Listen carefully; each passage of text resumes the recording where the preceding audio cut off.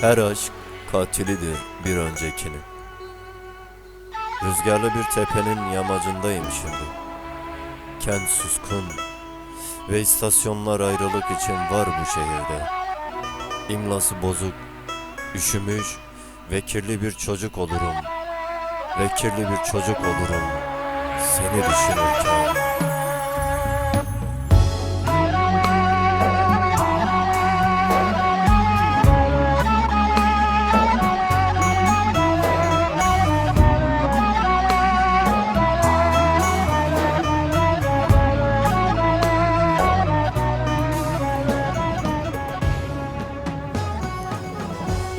Ömrüme iliştirdiğim martı leşleri yamalı bir geçmiş oynar.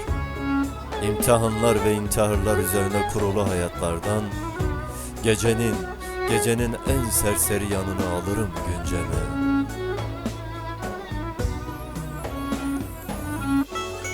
Durup şiirler yazmak yoluna yeni bir yaşam biçimim oldu son günlerde. Kendimi sen de kalabalık buluşun belki de bundandır. Her gece yorganımın altında sakladığım kırlangıç sürüleriyle geliyorum sana. Sen uykudayken babam her gece ölüyor şimdilerde.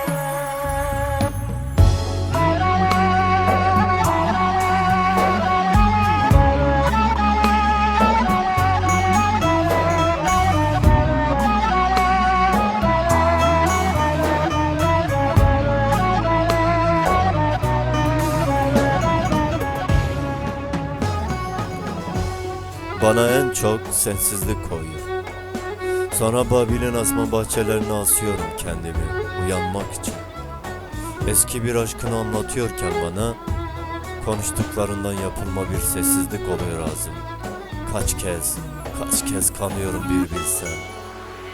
Yastığının altında yalnızlığım var biliyorum. Oysa ben senden bir bardak su istedim, Akdeniz'i değil. Son yalnızı benimdir bu kentin. İstanbul arkamdan gelir. Ey hüznü yüzünde gülücük diye taşıyan kız. Hep kendine mi saklarsın? Hep kendine mi saklarsın çocukluğunu?